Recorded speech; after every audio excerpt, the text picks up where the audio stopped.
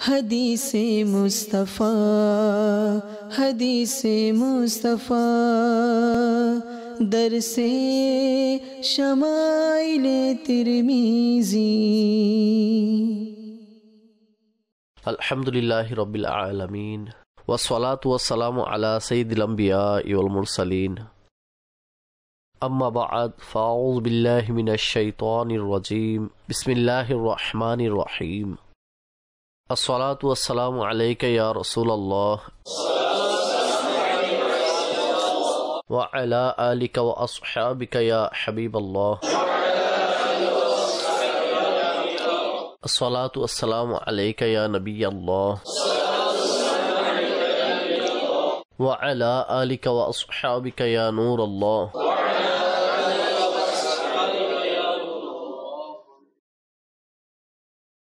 अश-शमाइलुल मुहम्मदिया वल खसाइलुल मुस्तफाविया এর দরস তথা শামাইলে তিরমিজির দরস আলহামদুলিল্লাহি আযজা ওয়া জাল রীতিমতো চলমান রয়েছে।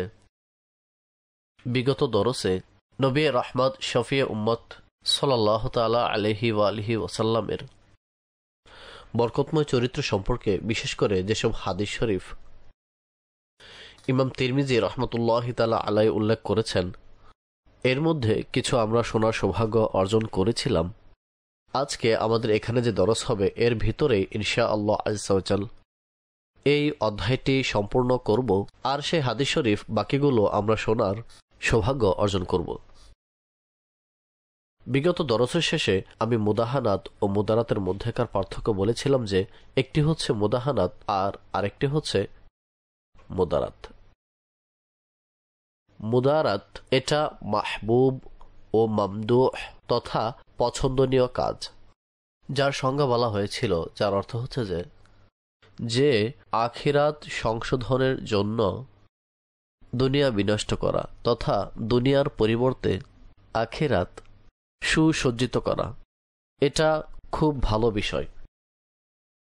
আর মুদাহানাতের অর্থ হচ্ছে যে কারো দুনিয়ার জন্য আখিরাতকে বিনষ্ট করে দেওয়া, অর্থাৎ নিজের আখিরাতের পরিবর্তে কারো দুনিয়া সাজানোর প্রচেষ্টা করা, এটি নিন্দনীয়। এটাকেই মুদাহানাত বলে থাকে। নবী করিম সাল্লাল্লাহু আলাইহি ওয়াসাল্লাম মুদারাত করতেন বটে, তবে মুদাহানাত মূলত হুজুরের মধ্যে বিদ্যমান ছিল না। অর্থাৎ মানুষের মধ্যে মন্দ দেখতে পেলেও, অপরাধ দেখে থাকলেও তখনও তাদের সাথে তিনি ভালোভাবে সাক্ষাৎ করতেন, উত্তম রূপে মিলিত হতেন। উত্তম চরিত্র, চেহারায় উজ্জ্বলতা ছিল, প্রফুল্ল চিত্তে যাকে বলা হয়, সেইভাবে নবী করিম সাল্লাল্লাহু আলাইহি ওয়াসাল্লাম সাক্ষাৎ করতেন। অর্থাৎ এটা কি দুনিয়াকে খরচ করা। তবে এর ফায়দা কি ছিল? অপরজন কিংবা সে কাজ সম্পর্কীয় যেসব মানুষ ছিল তাদের আখিরাত সংশোধন হয়ে যেত, তারা আখিরাতের প্রতি, তারা দ্বীনের প্রতি, তারা ইসলামের প্রতি ধাবিত হয়ে যেত। সুতরাং দুনিয়াকে খরচ করে আখিরাত সংশোধন করা এটা মুদারাত, এটা ভালো বিষয়। তবে এর বিপরীত কাউকে খুশি করার জন্য, কারো দুনিয়াকে উত্তম বানানোর জন্য হকের পরিপন্থী কোনো কথা বলা, এটাকে মুদাহানাত বলা হয়। বস্তুত এটা খুবই খারাপ, আর নবী করিম সাল্লাল্লাহু আলাইহি ওয়াসাল্লাম এর থেকে পবিত্র। পূর্বে আপনারা হযরত আমর বিন আল আস রাদিয়াল্লাহু তাআলা আনহু সম্পূর্ণ ঘটনা শুনেছেন, যে কিভাবে তিনি বললেন যে হুজুর আলাইহিস সালাম তার সাথে কত মোহাব্বত সহকারে আর কত হাস্যোজ্জ্বল ভাবে খুব মনোযোগের সাথে সাক্ষাৎ করতেন, যে আমি মনে করলাম যে আমি তাদের মধ্যে সর্বাধিক উত্তম ব্যক্তি, তাই আমার সাথে এত সুন্দর করে কথা বলছে। মূলত এটা ছিল তার সাথে হুজুর আলাইহিস সালামের সাক্ষাৎ। সে ইসলামের উপর প্রতিষ্ঠিত থাকবেন, অধিক পরিমাণে ইসলামের খিদমত করবেন, তার মাধ্যমে ইসলামের ফায়দা হবে, আর তার আখিরাত আরও উত্তম থেকে উত্তম হয়ে যাবে। যখন তিনি এটা জিজ্ঞেস করলেন যে আমি হযরত আবু বকর থেকে উত্তম, তখন হুজুর আলাইহিস সালাম হক কথা বললেন, তথা আবু বকর উত্তম। উমর উত্তম নাকি আমি? স্পষ্ট করে দিলেন যে উমর উত্তম। উসমান উত্তম নাকি আমি উত্তম? তিনি বলে দিলেন যে উসমান উত্তম। এমন না যে হকের বিপরীত কথা বলে তার দুনিয়া ভালো করার জন্য, তার মন খুশি করার জন্য কোনো হকের বিপরীত কথা বলতেন, না, এমন নয়। তবে আখিরাত সুন্দর করার জন্য দুনিয়াকে নবী করিম সাল্লাল্লাহু তাআলা আলাইহি ওয়া আলিহি ওয়াসাল্লাম ব্যয় করতেন। এটাকে মুদারাত বলা হয়, আর এটা ভালো বিষয়। ঠিক আছে, এই প্রসঙ্গে খুব প্রসিদ্ধ বিখ্যাত হাদিস শরীফ ইমাম তিরমিজি রাহমাতুল্লাহি তাআলা আলাই উল্লেখ করেন, সাইয়্যিদা আয়েশা রাদিয়াল্লাহু তাআলা আনহা এমন ইরশাদ করেন যে একবার এক ব্যক্তি নবী করিম সাল্লাল্লাহু আলাইহি ওয়াসাল্লামের নিকট বাড়িতে প্রবেশের অনুমতি চাইলেন। তখন তার প্রবেশের পূর্বে নবী করিম সাল্লাল্লাহু তাআলা আলাইহি ওয়াসাল্লাম হযরত সাইয়্যিদা আয়েশা রাদিয়াল্লাহু তাআলা আনহাকে বললেন যে বিসা আখুল আশিরা আও ইবনুল আশিরা, অর্থাৎ এই যে ব্যক্তি আসছে সে সম্প্রদায়ের সর্বনিকৃষ্ট মানুষ। এটি হুজুর আলাইহিস সালাতু সালাম ইরশাদ করেছেন। অতঃপর যখন তাকে অনুমতি দেওয়া হলো যেন সে ভিতরে প্রবেশ করে, তখন নবী করিম সাল্লাল্লাহু আলাইহি ওয়াসাল্লাম খুবই নম্রভাবে আর অত্যন্ত প্রফুল্ল চিত্তে তার সাথে সাক্ষাৎ করলেন। অতঃপর সে চলে গেল। তখন হযরত সাইয়্যিদা আয়েশা রাদিয়াল্লাহু তাআলা আনহা জিজ্ঞেস করলেন যে এটা কি হলো, অর্থাৎ আমি আপনার কথা আর কাজে কখনো অমিল দেখিনি। আপনি সর্বদা হকের কথা বলেন আর হক আদায় করেন। এটা কি হলো যে আপনি প্রথমে এমন বললেন যে সে কওমের নিকৃষ্ট মানুষ, আর যখন সে আসলো তখন আপনি তার সাথে খুব সুন্দরভাবে কথা বললেন। তখন নবী করিম সাল্লাল্লাহু তাআলা আলাইহি ওয়াসাল্লাম ইরশাদ করলেন, হে আয়েশা, মানুষের মধ্যে সর্বনিকৃষ্ট মানুষ সে যাকে মানুষ তার অসদাচরণের কারণে দূরে রাখে, অর্থাৎ তার থেকে বেঁচে থাকে।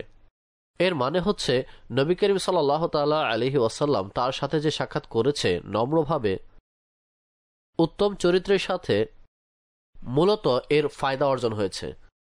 কি ফায়দা অর্জন হয়েছে? অর্থাৎ হুজুর আলাইহিস সালাতু সালাম তার সাথে মিলিত হওয়া এটা কি ছিল? দুনিয়া ব্যয় করা।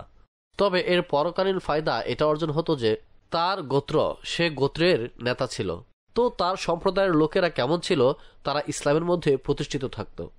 মূলত নবী করিম সাল্লাল্লাহু তাআলা আলাইহি ওয়াসাল্লাম ও আমাদের সর্দারের এ ধরনের মিল মুহাব্বত রয়েছে, তো এতে করে তার মন খুশি হতো আর সে ইসলামের প্রতি দাবিত হতো। সে ইসলামে ছিল, কাজে এর মধ্যে আরো উন্নতি সাধিত হবে। সুতরাং মানুষের আখিরাতের জন্য নবী করিম সাল্লাল্লাহু আলাইহি ওয়াসাল্লাম দুনিয়াকে ব্যয় করেছেন। এই হলো এক কথা। দ্বিতীয় কথা হলো হুজুর আলাইহিস সালাতু সালাম এ থেকে পবিত্র। মাঝে মধ্যে মানুষ কারোর সাথে সাক্ষাৎ করলে তখন তার ভয় লাগে যে আমি যদি তার সাথে ভালোভাবে কথা না বলি তবে সে আমাকে কষ্ট দিবে। আমার জানা আছে যে খুবই খারাপ মানুষ, মন্দ লোক, তবে তার সাথে যদি আমি ভালো করে কথা না বলি তাহলে পরিণতি খুব খারাপ হবে। এই জন্য অনিচ্ছা সত্ত্বেও মানুষ তার সাথে মিলিত হয়। তবে এখানে নবী করিম সাল্লাল্লাহু আলাইহি ওয়াসাল্লামের যে উদ্দেশ্য তা কি? তা হচ্ছে এতে করে তার মন খুশি হবে, কিংবা তার সম্প্রদায়ের মন খুশি হবে, যার মাধ্যমে সে ইসলামের মধ্যে থাকবে। এই যে ব্যক্তিটি, তিনি হচ্ছেন ওয়াইনা বিন হিসান আল ফাজারি। সঠিক মতানুসারে এটা তার নাম। মূলত ব্যাখ্যাকারীগণ বলেন যে সে মুনাফিক ছিল, শুরুতে মুনাফিক ছিল। এমনকি হযরত সাইয়্যিদুনা আবু বকর সিদ্দিক রাদিয়াল্লাহু তাআলা আনহুর সময়ে নিজেকে প্রকাশ্য মুরতাদ বলে দাবি করেছিল। বলেছে যে আমি দিনের মধ্যে প্রবেশই করিনি, তাহলে দিন থেকে বের কখন হলাম? দিনের মধ্যে প্রবেশই করিনি, তাহলে কেমন করে বের হলাম? কিন্তু পরবর্তীতে সে তওবা করেছিল। আর হযরত ওমর রাদিয়াল্লাহু তাআলা আনহুর যুগে অনেক যুদ্ধের মধ্যে, অনেক জিহাদের ময়দানে সেখানে সে উপস্থিত ছিল, সুতরাং সে তওবা করে নিয়েছে। তবে নবী করিম সাল্লাল্লাহু আলাইহি ওয়াসাল্লাম সে সময়ের অবস্থা অনুযায়ী তার অবস্থা বর্ণনা করেছে। ঠিক আছে, এটা হুজুর আলাইহিস সালাতু সালাম অদৃশ্যে সংবাদ দিয়েছিলেন। হুজুর আলাইহিস সালাতু সালাম জেনে নিয়েছিলেন যে তার অন্তর মধ্যে কি চলছিল। এজন্য হুজুর আলাইহিস সালাতু সালাম ইরশাদ করেছেন যে বিসা আখুল আশিরা আও ইবনুল আশিরা।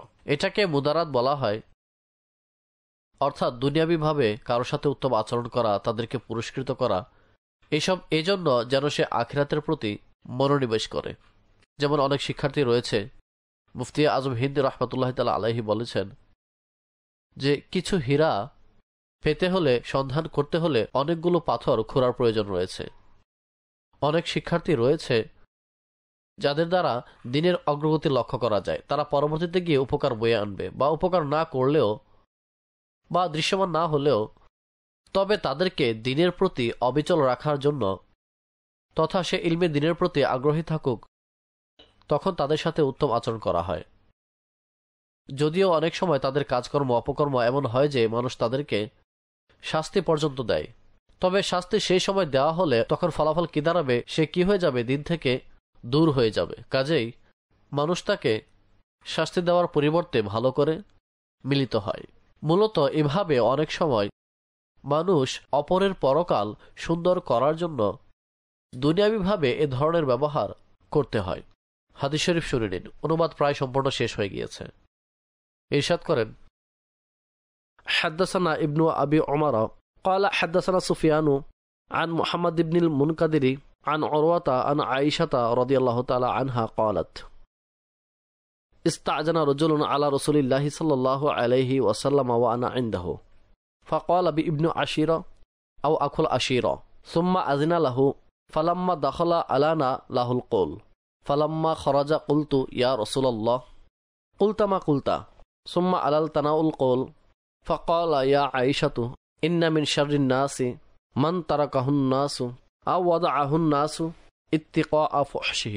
পূর্বে হাদিস শরীফ গত হয়েছে যেখানে হযরত সাইয়্যিদুনা ইমামে হুসাইন রাদিয়াল্লাহু তাআলা আনহু হযরত সাইয়্যিদুনা আলীউল মুর্তাজা কারামাল্লাহু তাআলা ওয়াজহাহুল কারীমের পক্ষ থেকে নবী করিম সাল্লাল্লাহু আলাইহি ওয়াসাল্লামের ঘরে প্রবেশ করা, বাহিরে বের হওয়া এবং যখন তিনি কোনো মজলিসে বসতেন তো তখন কি ধরনের হুজুরের অভ্যাস এবং চরিত্র লক্ষ্য করতেন, এগুলো বিনয়ের অধ্যায়ে হাদিস উল্লেখ হয়েছিল।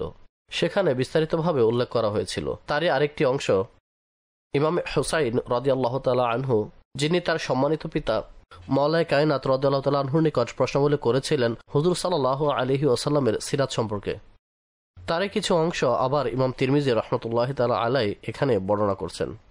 ইরশাদ করেন, হাদ্দাসানা সুফিয়ান ইবনু ওয়াকিঈন قال حدثنا جميع بن عمير بن عبد الرحمن العجلي قال أنبأنا رجل من بني تميم من ولد أبي هالة زوج خديجة يكنى أبا عبد الله عن ابن أبي هالة عن الحسن بن علي قال قال الحسين অর্থাৎ হযরত ইমাম হাসান বিন আলী রাদিয়াল্লাহু তাআলা আনহুমা, হাসান মুজতবা রাদিয়াল্লাহু তাআলা আনহু, তিনি বর্ণনা করছেন কার থেকে? তিনি বলেন যে হযরত ইমাম হুসাইন ইরশাদ করেন। এটা কি রিওয়ায়াতে আকাবির আন লা সগির, যেহেতু তিনি বড় ছিলেন ইমাম হাসান আর ইমাম হুসাইন ছোট ছিলেন, মূলত দুজনেই বড় ছিলেন। ঠিক আছে, উভয়ের মধ্যে ছোট কাকে বলবো? তবে প্রকাশ্য যে একটি মর্যাদা এবং বয়সের হিসেব আছে। তো ইরশাদ করেন ইমাম হুসাইন রাদিয়াল্লাহু তাআলা আনহু, সাআলতু আবি আন সিরাতিন নবী সাল্লাল্লাহু আলাইহি ওয়াসাল্লাম ফি জুরাসাইহি, অর্থাৎ আমি আমার সম্মানিত পিতা রাদিয়াল্লাহু তাআলা আনহু থেকে নবী করিম সাল্লাল্লাহু আলাইহি ওয়াসাল্লামের সিরাত সম্পর্কে জিজ্ঞেস করলাম, তথা আপনি যখন আপনার সাথীদের সাথে বসেন তখন হুজুরের কার্যক্রম কেমন দেখতেন? ফাকালা, মাওলায়ে কায়নাত রাদিয়াল্লাহু তাআলা আনহু ইরশাদ করেন, কানা রাসূলুল্লাহ সাল্লাল্লাহু তাআলা আলাইহি ওয়াসাল্লাম দাইমাল বিশরি সাহালাল খুলুকি লাইনাল জানিবি লাইসা বিফাযলিন ওয়ালা গরিরিন, অর্থাৎ নবী করিম সাল্লাল্লাহু আলাইহি ওয়াসাল্লামের চেহারা সব সময় হাসি খুশি থাকত, আর হুজুর সাল্লাল্লাহু আলাইহি ওয়াসাল্লাম থেকে সাহলাল খুলুক তথা স্বয়ংক্রিয়ভাবে এসব কিছু প্রকাশ হতো। এমন নয় যে জোরপূর্বক মুচকি হাসি হাসতেন, ঠিক আছে, বরং চেহারা হাসি খুশি থাকত, মুচকি হাসিময় থাকত। এটা বৈশিষ্ট্যগত এবং কোনো জোর দেয়া ব্যতীত হাস্যোজ্জ্বল থাকত। যখন তিনি কারোর সাথে কথাবার্তা বলতেন, কারোর প্রতি ধাবিত হতেন, তখন খুব নম্রতা বজায় রাখতেন। না মুখে কঠোর ছিলেন, না অন্তরে কঠোরতা পোষণ করতেন। অন্তরও নরম, ভাষাও খুবই প্রাঞ্জল নরম ছিল, কথাবার্তা খুব সুন্দর ছিল। ওয়ালা সাখাবিন, আর হুজুর আলাইহি সালাতুসাল্লাম হই হুল্লোলকারী ছিলেন না। কথাবার্তা হুজুরের খুব সুন্দর এবং বোধগম্য ছিল, আর আওয়াজ নরম ছিল, বড় আওয়াজ ছিল না। অবশ্য যখন হুজুর সাল্লাল্লাহু তাআলা আলাইহি ওয়াসাল্লাম আখিরাতের বিষয়াদির ব্যাপারে তথা যখন গুরুত্বপূর্ণ বিষয় সতর্ক করতেন তখন আওয়াজ বড় করতেন, আর মাঝে মধ্যে এত বড় আওয়াজ করতেন যে তা মসজিদের বাহিরে যাতায়াতকারী মানুষও শুনতেন। তখন প্রয়োজন ছিল। ওয়ালা ফাহাসিন, কখনো গালমন্দকারী অসদাচরণকারী ছিলেন না। ওয়ালা আইয়াবিন, আর হুজুর সাল্লাল্লাহু তাআলা আলাইহি ওয়াসাল্লাম কোনো জিনিসের দোষারোপকারী ছিলেন না। অর্থাৎ যেখানে ত্রুটি বর্ণনা করা জরুরি নয়, যেখানে দোষারোপ করা প্রয়োজন ছিল না, তা ব্যতীত নবী করিম সাল্লাল্লাহু তাআলা আলাইহি ওয়াসাল্লাম কোনো জিনিসের নিন্দা করতেন না। যেসব হারামকৃত বিষয়, যেসব কিছু যা থেকে বাঁচানো উদ্দেশ্য, যখন দোষ বর্ণনা করা জরুরি ছিল তখন তা নবী করিম সাল্লাল্লাহু আলাইহি ওয়াসাল্লাম বর্ণনা করতেন। আর এটাই হচ্ছে আখলাক। যার মধ্যে মন্দ রয়েছে, যার থেকে মানুষের বেঁচে থাকা উচিত, বাঁচানো জরুরি, তা বর্ণনা করাই মূলত আবশ্যক। ওয়ালা মুশাহিন, নবী করিম সাল্লাল্লাহু তাআলা আলাইহি ওয়াসাল্লাম কোনো জিনিসের মধ্যে সমস্যা সৃষ্টি করতেন না, বরং তিনি নিজে ইরশাদ করেছেন যে ইয়াসসিরু ওয়ালা তুআসসিরু, সহজতা সৃষ্টি করো, কাঠিন্যতা সৃষ্টি করো না। ইয়াতাগাফালু আম্মা লা ইয়াশতাহি, অর্থাৎ যে জিনিস হুজুরের প্রয়োজন হতো না বা যে জিনিসের প্রতি তিনি আগ্রহ রাখতেন না, তখন হুজুর সাল্লাল্লাহু আলাইহি ওয়াসাল্লাম তা থেকে বিরত থাকতেন, সেই দিকে দৃষ্টিপাত করতেন না, জিনিসটির চাহিদা রাখতেন না। ওয়ালা ইউ ইসু মিনহু রাজিয়াহু ওয়ালা ইউজিবু ফিহি, সম্পূর্ণ এই বাক্যের অর্থ এটা যে হুজুর আকরাম সাল্লাল্লাহু তাআলা আলাইহি ওয়াসাল্লামের যদি কোনো জিনিসের প্রয়োজন না হতো বা হুজুর আলাইহি সালাতু সালাম সেই জিনিস পছন্দ না করতেন, তবে অপর ব্যক্তি সেই বস্তু পছন্দ করতেন বা সে এমন আগ্রহ রাখত যে ওই জিনিস যেন সে পেয়ে যায়, হুজুর আলাইহি সালাতু সালাম নিজের মতো করে নিশ্চয়ই সেটা থেকে বিরত থাকতেন, সে জিনিসের প্রতি ধ্যান দিতেন না। তবে এমন করতেন না যে অপর ব্যক্তিকেও তা থেকে নিরাশ করে দিতেন, বরং ধরন এমন ছিল যে যদি সেই বস্তু জায়েজ হয়, সেই বস্তু সঠিক হয়, তখন সামনের ব্যক্তি তার প্রতি আগ্রহ রাখলে ভালো, তবে হুজুর আলাইহিস সালাতু ওয়াসসালাম তাকে তা থেকে নিরাশ করতেন না। অনেকে এর অর্থ এমন বলেছেন যে যদি কেউ হুজুর আলাইহিস সালাতু ওয়াসসালামকে এমন জিনিসের প্রতি আহ্বান করত, এমন জিনিসের দাওয়াত দিত যার প্রতি হুজুর আলাইহিস সালাতু ওয়াসসালাম আগ্রহ রাখতেন না কিংবা তা পছন্দ করতেন না, আর সেই জিনিসের প্রতি হুজুরকে আহ্বান করলে তখন হুজুর আলাইহিস সালাতু ওয়াসসালাম এমনভাবে তা থেকে সরে পড়তেন যেন অপর ব্যক্তি ব্যথিত না হয়, সে নিজের মতো ঠিক থাকত। তবে নবী করিম সাল্লাল্লাহু আলাইহি ওয়াসাল্লাম উত্তম চরিত্র আর প্রফুল্ল চিত্তে সে জিনিস থেকে বিরত থাকতেন। অদ তারকা নাফসাহু মিন সালাসিন, হুজুর আলাইহিস সালাতু ওয়াসসালাম তিনটি বিষয় নিজের সত্তা থেকে ছেড়ে দিয়েছিলেন, অর্থাৎ তিনটি জিনিসকে তিনি বিশেষ করে ছেড়ে দিয়েছিলেন। আল মিরাও তথা ঝগড়া। ঝগড়া নবী করিম সাল্লাল্লাহু আলাইহি ওয়াসাল্লামের সত্তার মধ্যে ছিল না, অর্থাৎ হকের উপর থাকা সত্ত্বেও তবুও হুজুর আলাইহিস সালাতু ওয়াসসালাম ঝগড়া করতেন না। যেমনটি সামনে উল্লেখ করা হবে, যদি হুজুরের মজলিসের মধ্যে উপবিষ্ট কেউ বাহির থেকে এসে ভুল করে বসত, তখন তার সাথেও হুজুর আলাইহিস সালাতু ওয়াসসালাম কিভাবে আচরণ প্রকাশ করতেন। কাজেই মীরা তথা ঝগড়া করা নবী করিম সাল্লাল্লাহু আলাইহি ওয়াসাল্লামের স্বভাবের মধ্যে এটা ছিল না। ওয়াল ইকসার, আর কোনো কিছু আধিক্য করা, অর্থাৎ দুনিয়ার সম্পদের আধিক্য করা, কথাবার্তায় অতিরঞ্জিত করা, এটাও নবী করিম সাল্লাল্লাহু আলাইহি ওয়াসাল্লামের স্বভাবের মধ্যে ছিল না। যখন তিনি নিজের সাথীদের সাথে বসতেন, তো সাধারণত যখন মানুষ নিজের সাথীদের সাথে বসে, নিজের সঙ্গীদের সাথে বসে, তখন অনেক কথাবার্তা হয়, বিভিন্ন ধরনের আলোচনা হয়ে থাকে, কিন্তু নবী করিম সাল্লাল্লাহু আলাইহি ওয়াসাল্লাম এমন সময়েও অহেতুক ও নিরর্থক বাক্যালাপ করতেন না। ওয়ামা লা ইয়ানিহি, আর ওই সব জিনিস যে যার মধ্যে কোনো ফায়দা থাকতো না, অহেতুক বিষয়, হুজুর আলাইহিস সালাতু ওয়াসসালাম তা থেকে দূরে থাকতেন। স্বয়ং হুজুর আলাইহিস সালাতু ওয়াসসালামের খুবই সুপ্রসিদ্ধ হাদিস শরীফ যথা মিন হুসনি ইসলামিল মারই তারকু মা লা ইয়ানিহি, যথা ইসলাম গ্রহণের পর মানুষের সৌন্দর্য এতে যে যা তার প্রয়োজনের নয় তা ছেড়ে দেয়া, অর্থাৎ যার মধ্যে কোনো ফায়দা নেই, না দিনের, না দুনিয়ার, না আখিরাতের, তবে মানুষ এমন কাজের কথাও ভাববে না। সুতরাং যে শিক্ষা দিয়েছেন সেই হিসাবে নবী করিম সাল্লাল্লাহু আলাইহি সাল্লাম আমলও করতেন। এটা নিজের পক্ষ থেকে ছেড়েছেন, ওয়া তারাকান নাসা মিন সালাসিন, আর মানুষের পক্ষ থেকে 3টি বিষয়কে ছেড়ে দিয়েছেন। মানুষের পক্ষ থেকে 3টি জিনিস ছেড়ে দিয়েছেন। সেগুলো কি? কানা লা ইয়াযুম্মু আহাদান, হুজুর আলাইহিস সালাতু সালাম কোনো জিনিসের সমালোচনা করতেন না, কারোরই সমালোচনা করতেন না, অর্থাৎ কাউকে খারাপ মন্দ বলতেন না। ওয়ালা ইয়াইবুহু, আর কারো দোষ ত্রুটি বর্ণনা করতেন না। এটা একই কথা। ওয়ালা ইয়াযুম্মু আহাদান ওয়ালা ইয়াইবুহু ওয়ালা ইয়াতলুবু আওরাতাহু, অর্থাৎ একটি বিষয় তো এটা যে নবী করিম সাল্লাল্লাহু তাআলা আলাইহি ওয়া আলিহি ওয়াসাল্লাম মানুষের ক্ষেত্রে কি করতেন?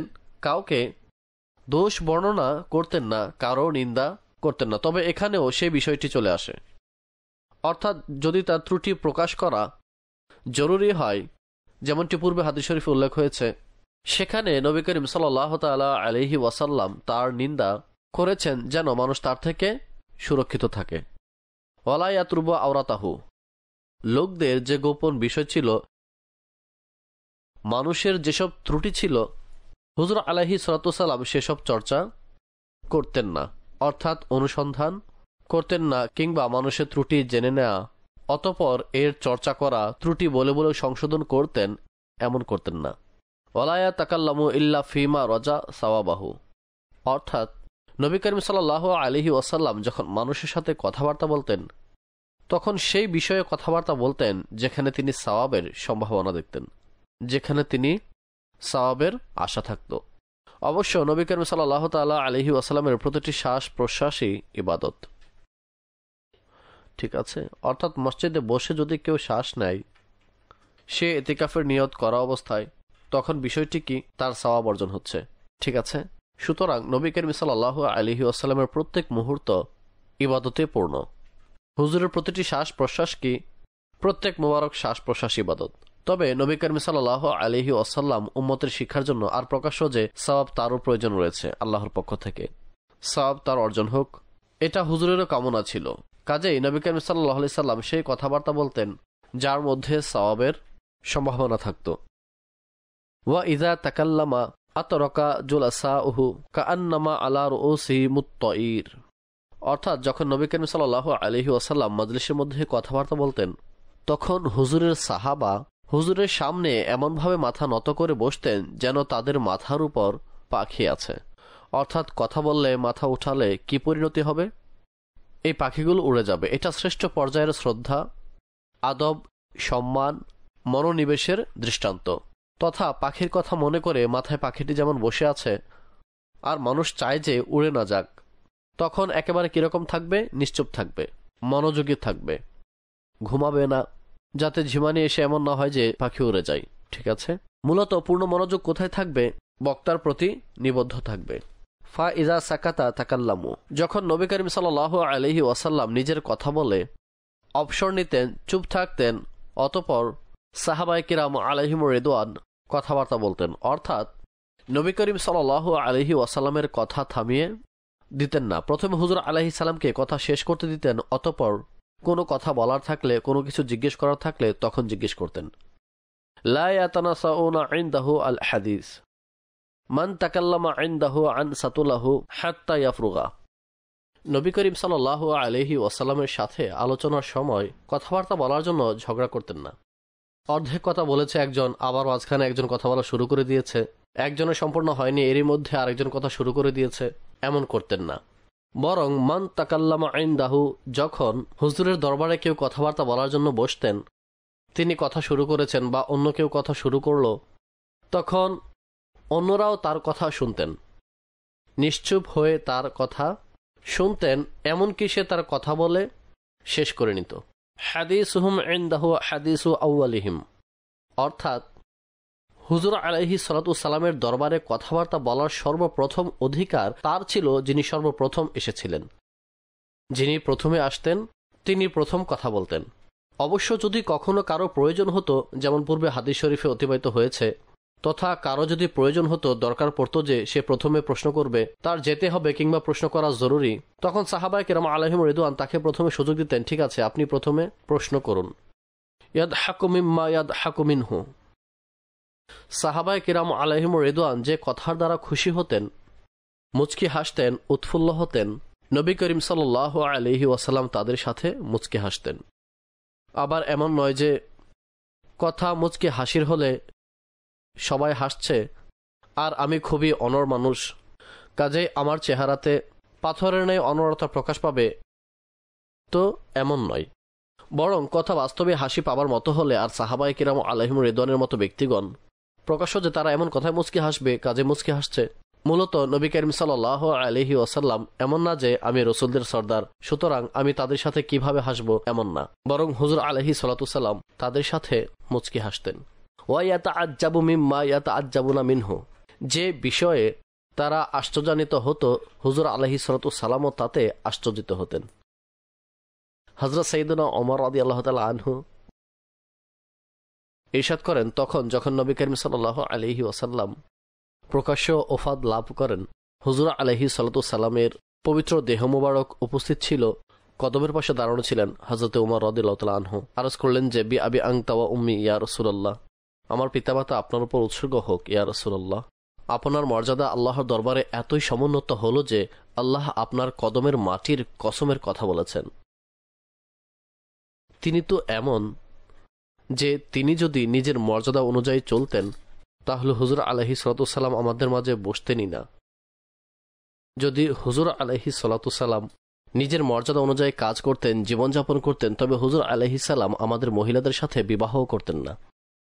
হুজুর আলাইহিস সালাতু সালাম যদি নিজের ফজিলত অনুযায়ী খেতেন তবে আসমান থেকে তার জন্য দস্তরখানা অবতরণ হতো, তা সামনে থাকতো এবং তিনি দাঁড়িয়ে খেতেন। অথচ হুজুর আলাইহিস সালাতু সালাম আমাদের মহিলাদের সাথে বিবাহ করেছেন, আমাদের সাথে জীবনযাপন করেছেন, আমাদের সাথে বসেছেন, আর হুজুর আলাইহিস সালাতু সালাম সর্বদা মাটিতে বসে খেতেন।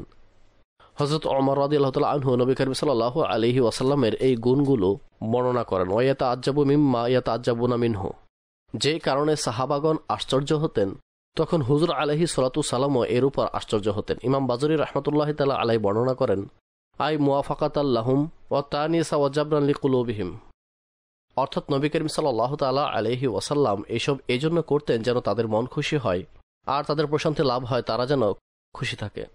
এমন না যে নবী করিম সাল্লাল্লাহু আলাইহি ওয়াসাল্লামের সামনে নাউযুবিল্লাহ আমরা কথাবার্তা বলছি আর হুজুর আলাইহিস সালাতু সালাম কথা বলছেনই না, মুচকি হাসেন না, তেমন আশ্চর্য হতেন না তিনি, কেননা এর সবই তিনি জানতেন। আশ্চর্য সেখানে হয় যেখানে কোনো কারণ জানা থাকে না। হুজুর আলাইহিস সালাতু সালাম তো সব কিছুরই কারণ জানতেন না। নবী করিম সাল্লাল্লাহু আলাইহি ওয়াসাল্লাম তাদের সাথে যেমন জীবনযাপন করা উচিত, যার উপর তারা আমল করতে পারবে, সেইভাবে জীবনযাপন করতেন। ওয়াইয়াসবিরু লিল গরিবি আলাল জাফওয়াতি ওয়া ফি মানতিকিহি ওয়া মাসআলাতিহি হাত্তা ইন কানা আসহাবুহু লা ইয়াস্তাজলিবুনাহুম, অর্থাৎ যখন কোনো আগন্তুক আসত তখন তার কথাবার্তার ধরন অনমনীয় হলে তার প্রশ্নের ধরনের কঠোরতায় নবী করিম সাল্লাল্লাহু আলাইহি ওয়াসাল্লাম ধৈর্য ধারণ করতেন। অর্থাৎ যেহেতু আহলে আরব নবী করিম সাল্লাল্লাহু আলাইহি ওয়াসাল্লামের দ্বীনের দাওয়াতের পূর্বে আর পরেও যেসব আরববাসী ছিল এখনও ঈমান নিয়ে আসেনি, মূলত তাদের যে জীবন প্রণালী ছিল, যেহেতু তারা মরুবাসী ছিল, তো তাদের মধ্যে খুব কঠোরতা ছিল। এমন দেখা যায় যে যারা জঙ্গলে বসবাস করে, যারা শহর থেকে দূরে বসবাসরত রয়েছে, মরু অঞ্চলে বাস করে, তখন তাদের অন্তর কঠোর থাকে, তাদের হৃদয় অনেক কঠোর থাকে, তাদের কথাবার্তার ধরন কর্কশ থাকে।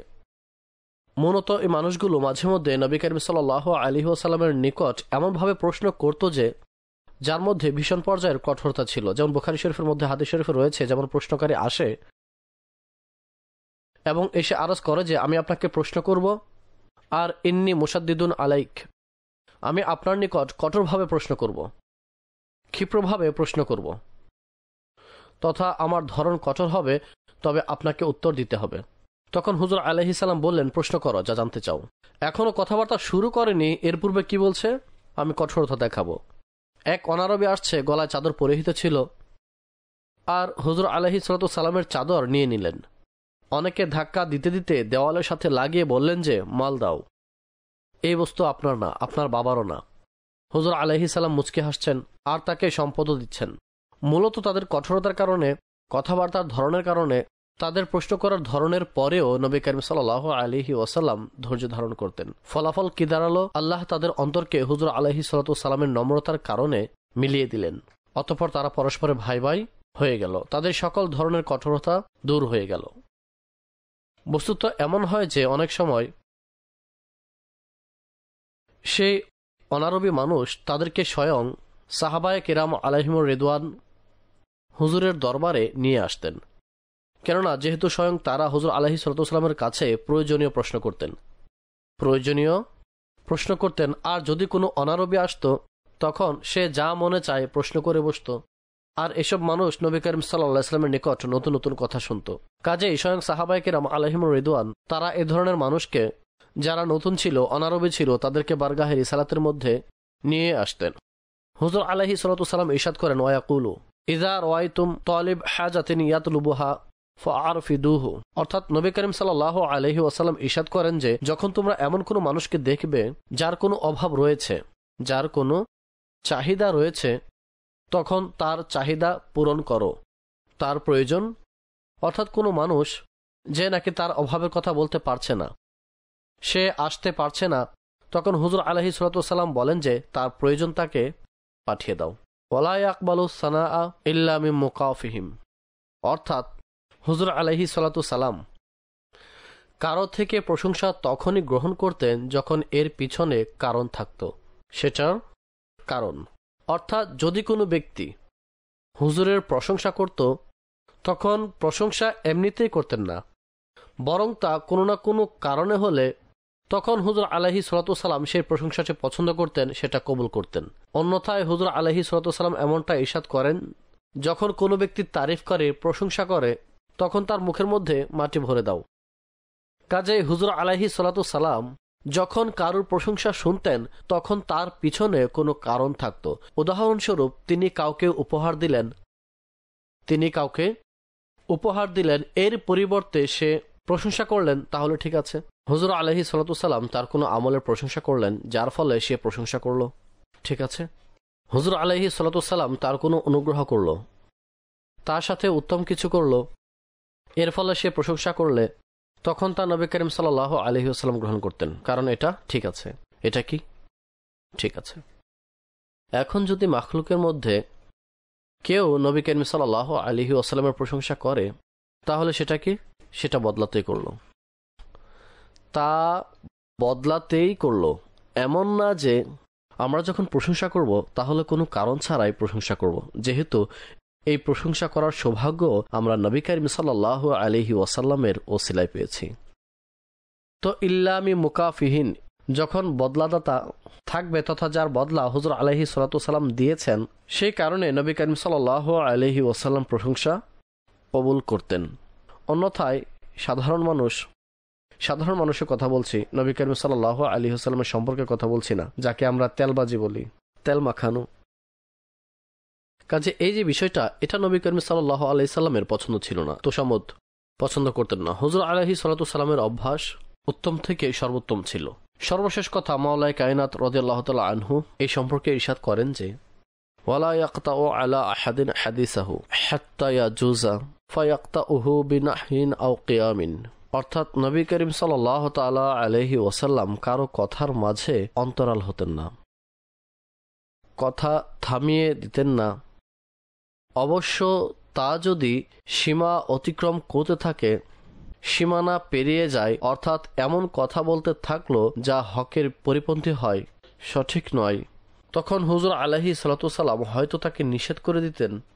অর্থাৎ যদি দেখতেন অবাধ্যতা করবে না এবং কথা মেনে নিবে, তখন তাকে নিষেধ করে দিতেন, তথা ঠিক আছে, এসব কথা বলো না। আর যদি দেখতেন যে সে মেনে নেওয়ার নয়, সে কথার অবাধ্য হয়ে যাবে, তখন হুজুর আলাইহিস সালাম দাঁড়িয়ে যেতেন। আল্লামা বাজুরি রহমতুল্লাহ তাআলা আলাই এই সম্পর্কে এটা ইরশাদ করেন যে ওয়ালিযালিকা কানা বা'দু সালিহিনা ইযা তাবা আহাদুম ফি মাজলিসিহি ইয়ানহাহু ইন আফাদান নাহয়ু ওয়া ইল্লা কামা মিন মাজলিসিহি। অর্থাৎ এই কারণে, তথা হুজুর আলাইহিস সালামের অভ্যাস কি ছিল? অর্থাৎ যদি কেউ সীমা অতিক্রম করত তখন হয়তো তাকে নিষেধ করে দিতেন, নতুবা দাঁড়িয়ে যেতেন। নিষেধ কখন করতেন? যখন তিনি দেখতেন যে সে কবুল করে নিবে। আর যদি কবুল না করত তখন দাঁড়িয়ে যেতেন। কাজেই কতক সালেহিনদের অভ্যাস ছিল যে যদি তাদের সমাবেশে কেউ অন্যদের গীবত করত তখন তাকে নিষেধ করতেন। যদি সে মেনে নিত তাহলে ঠিক আছে, না হলে সেখান থেকে দাঁড়িয়ে যেতেন। তারা গীবত শুনতেন না।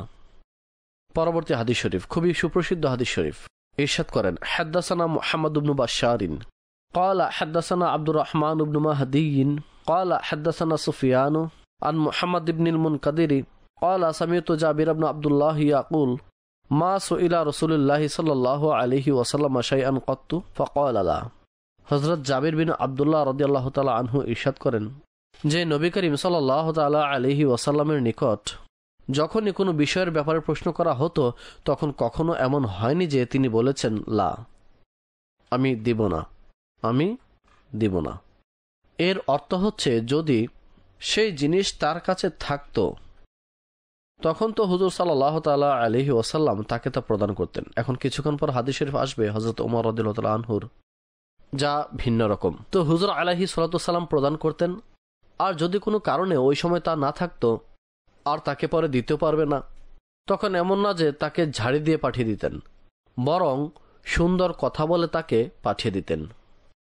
এমন বলতেন না যে এটা কেন চেয়ে বসলে, এমন বস্তু না চাওয়া উচিত, এমন করা উচিত নয়, বকা দিতেন না, বরং সুন্দর করে কথা বলে তাকে বুঝিয়ে দিতেন। সেই জিনিস থাকলে তখনই প্রদান করতেন, পরে দেয়ার থাকলে তখন পরে ডেকে দিয়ে দিতেন, অন্যথায় ভালো করে সহজ ভাষায় ফিরিয়ে দিতেন। হাদ্দাসানা আব্দুল্লাহ ইবনু ইমরান আবুল কাসিম আল কুরাশি আল মক্কি قال حدثنا إبراهيم بن سعد عن ابن شهاب عن عبيد الله عن ابن عباس رضي الله تعالى عنهما قال كان رسول الله صلى الله عليه وسلم أجود الناس بالخير وكان أجود ما يكون في شهر رمضان حتى ينسلخ فيأتيه جبريل فيعرض عليه القرآن فإذا نقي وجبريل كان رسول الله صلى الله عليه وسلم أجود بالخير من الريح المرسلة। অর্থাৎ হযরত ইবনে আব্বাস রাদিয়াল্লাহু তাআলা আনহুমা ইরশাদ করেন যে নবী করিম সাল্লাল্লাহু আলাইহি ওয়াসাল্লাম সকল মানুষের চেয়ে দানশীলতার মধ্যে সবচেয়ে উত্তম ছিলেন। সবচেয়ে উত্তম কল্যাণকর কাজে সাহায্যকারী রাসূল করিম সাল্লাল্লাহু আলাইহি ওয়াসাল্লাম ছিলেন। প্রত্যেক যুগের মধ্যে, প্রত্যেক যুগে সৃষ্টির মধ্যে সর্বাধিক দানশীল হলেন নবী করিম সাল্লাল্লাহু আলাইহি ওয়াসাল্লামের পবিত্রময় সত্তা। তবে নবী করিম সাল্লাল্লাহু আলাইহি ওয়াসাল্লামের নিজের দানশীলতা নিয়েও পরস্পরের প্রতিযোগিতা ছিল, কারণ সময়ের পরিবর্তনে নবী করিম সাল্লাল্লাহু আলাইহি ওয়াসাল্লামের দানশীলতা বৃদ্ধি পেত। অন্যান্য দিনেও তার দানশীলতা কেমন ছিল? সবচেয়ে বেশি ছিল। কিন্তু যখন রমজান আসত তখন অন্যান্য মাসের তুলনায় নবী করিম সাল্লাল্লাহু আলাইহি ওয়াসাল্লামের দানশীলতা অনেক বেশি বৃদ্ধি পেত।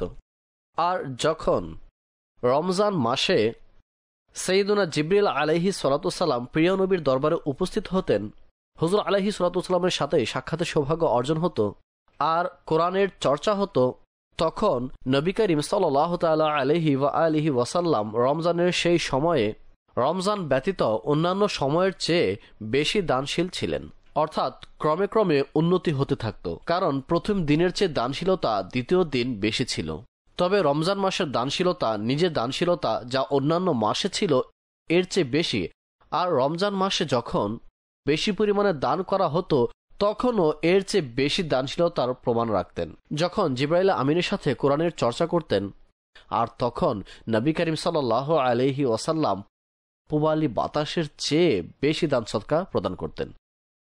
বাতাস কেন? বাতাসের উদাহরণ আলেমগণ অনেক দিয়েছেন। অর্থাৎ বাতাস দ্বারা ইবনে আব্বাস রাদিয়াল্লাহু তাআলা আনহুমা কেন এর উদাহরণ তুলে ধরেছেন? তো অনেক উদাহরণ রয়েছে। বাতাস যে রয়েছে তা এমন না যে আমাদেরকে কোথাও থেকে আনতে হবে, আমাদেরকে কোথাও থেকে, বা বাতাস আমাদের কাছে আসলে তখন আমরা বাতাসের পরিবর্তে কোনো সাবস্ক্রিপশন দেব, বাতাসের জন্য আমরা কিছু খরচ করি না। বাতাস কোনো কিছুর বিনিময় ছাড়াই আমরা পেয়ে যাই। আর এমন না যে কোথাও যেতে হবে বাতাস গ্রহণের জন্য, সর্বদা বাতাস আমাদের কাছে কি থাকে? উপস্থিত থাকে। কাজেই নবী করিম সাল্লাল্লাহু আলাইহি ওয়াসাল্লামের যে দানশীলতা ছিল তা কারো থেকে প্রতিদান পাবার জন্য ছিল না, বদলা পাবার আশায় ছিল না। আর এমন না যে কেউ হুজুরের দরবারে মদিনা মুনাওয়ারায় পৌঁছালে তখনই তার দানশীলতার অংশ পাবে, বরং যেভাবে বাতাস পৃথিবীর আনাচে কানাচে পৌঁছে গিয়ে অক্সিজেন সরবরাহ করে থাকে, নিজের শীতলতা সবাইকে পৌঁছে থাকে। এভাবে নবী করিম সাল্লাল্লাহু আলাইহি ওয়াসাল্লাম বরং এর চেয়ে অধিক হুজুর আলাইহিস সালামের দানশীলতা দুনিয়ার আনাচে কানাচে পৌঁছে থাকে। আলিমগণ এর আরও উদাহরণ বর্ণনা করেছেন। বাতাস দিয়ে কেন উদাহরণ দিয়েছেন? বাতাস এমন জিনিস যা জীবন ধারণের জন্য মানুষের সবচেয়ে বেশি প্রয়োজন, যা দ্বারা জীবন ধারণের প্রয়োজন হয় এর মধ্যে প্রধান কি? বাতাস প্রধান। বাতাস ছাড়া মানুষ জীবিত থাকতে পারে না, অল্প সময়ে মৃত্যুবরণ করবে, তবে কিছুক্ষণ জীবিত থাকতে পারবে। তবে নবী করিম সাল্লাল্লাহু আলাইহি ওয়াসাল্লাম আল্লাহর এমন রহমত, যিনি না হলে এক মুহূর্ত জীবিত থাকা সম্ভব নয়। এজন্য প্রবল বাতাসের সাথে ইবনে আব্বাস রাদিয়াল্লাহু তাআলা আনহুমা উদাহরণ দিয়েছেন, তথা এর চেয়ে বেশি নবী করিম সাল্লাল্লাহু আলাইহি ওয়াসাল্লাম দান সদকাকারী ছিলেন। আরও কিছু হাদিস শরীফ রয়েছে, ইনশাআল্লাহ তাবারক ওয়া তাআলা পরবর্তী অনুষ্ঠানেও আমরা এই সম্পর্কে কিছু বিষয়, অতঃপর হুজুর আলাইহিস সালামের লজ্জাশীলতার সম্পর্কে কিছু বিষয় শ্রবণ করার সৌভাগ্য অর্জন করব। রব্বুল ইজ্জত জাল্লা ওয়া আলা আমাদের সকলকে হুজুর আকরাম সাল্লাল্লাহু আলাইহি ওয়াসাল্লামের মুবারক আখলাকের উপর আমলকারী হওয়ার তৌফিক দান করুক। আমিন বিজাহিন নবিল আমিন সাল্লাল্লাহু তাআলা আলাইহি ওয়াসাল্লাম। हदीसे मुस्तफ़ा, हदीसे मुस्तफ़ा, दरसे शमाइले तिरमिज़ी।